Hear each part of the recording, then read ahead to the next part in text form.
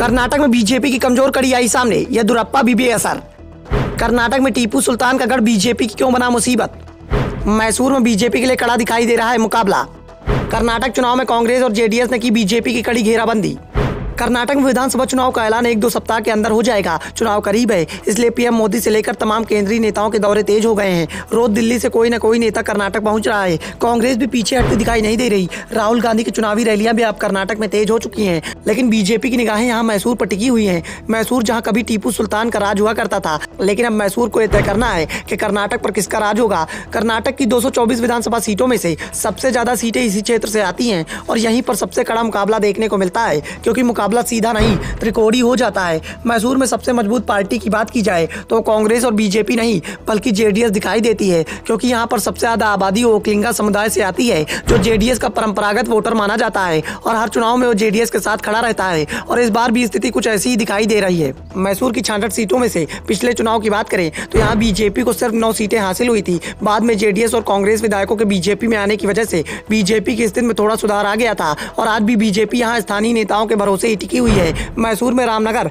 मांड्या, मैसूर, कोडागू, कोलार, तुमकुरू और हसन जैसे जिले हैं। यहाँ पर मुकाबला कांग्रेस और जेडीएस के बीच में देखने को मिल रहा है और अधिकांश मौकों पर जेडीएस ही भारी पड़ती दिखाई दे रही है। 2019 के चुनाव की बात करें तो मांड्या जिले में जेडीएस को 7 में से 6 सीटें मिली थी, तो रामनगर में 4 में से 3 सीटें मिल गई थी। हसन में 7 में से 6 सीटें जेडीएस के खाते में आ गई थी। मैसूर जिले में जरूर मुकाबला बराबरी का रहा। यहाँ की 11 सीटों में से 4-4 सीटें कांग्रेस और जेडीएस के खाते में गई, तो 3 सीटों पर बीजेपी का कब्जा रहा। हाल ही में जो सर्वे इस रीजन से निकलकर सामने आए उसमें भी जेडीएस की बढ़त का अनुमान लगाया जा रहा है और बीजेपी के इस बार भी डबल फिगर में पहुंचने पर संशय बना हुआ है। मैसूर रीजन में बीजेपी का दबदबा सिर्फ 2019 के लोकसभा चुनाव में दिखाई दिया था, जब यहाँ पर 8 सीटों में से 7 सीटों पर बीजेपी ने कब्जा कर लिया था, लेकिन इसे मोदी की लहर का परिणाम बताया जा रहा है। ऐसे में सवाल इस बात के उठाए जा रहे हैं कि क्या इस बार भी मैसूर बीजेपी के लिए कमजोर कड़ी साबित होगा और इसीलिए मैसूर के किले को जीतने के लिए बीजेपी ने इस बार अपनी पूरी ताकत लगा रखी है। 11 मार्च को पीएम मोदी मैसूर बेंगलुरु एक्सप्रेस का उद्घाटन किया था। इसका उद्घाटन बेंगलुरु में होना था,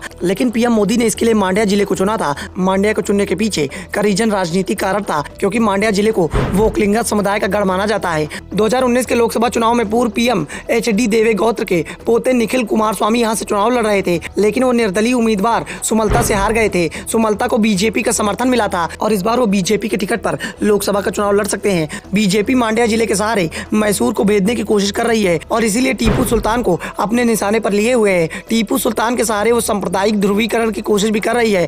वैसे सांप्रदायिक ध्रुवीकरण की कोशिश तो पिछले साल की शुरुआत से ही की जा रही है और इसमें पार्टी को कितनी कामयाबी मिलेगी ये चुनाव में साफ हो जाएगा। लेकिन ये भी साफ हो गया है कि अगर बीजेपी अपनी कोशिश में फेल हो जाती है तो इसका बड़ा नुकसान उसे उठाना पड़ेगा। पहले से ही बीजेपी पर तमाम तरह के आरोप लगते आए हैं। खासतौर पर राज्य के सीएम बसवराज बोम्मई विपक्ष के सीधे निशाने पर दिखाई दे रहे हैं। बीजेपी बोम्मई का बचाव तक नहीं कर पा रही है और उनके नेतृत्व में ही चुनाव के मैदान में भी जा रही है। वैसे बीजेपी की ओर से इस बात के संकेत दिए जा रहे हैं कि चुनाव के बाद सीएम बदला भी जा रहा है। बीजेपी नेता तो यहाँ तक का दावा कर रहे हैं कि बसवराज बोम्मई का टिकट भी काटा जा सकता है। ब्यूरो रिपोर्ट, द नव दर्पण न्यूज।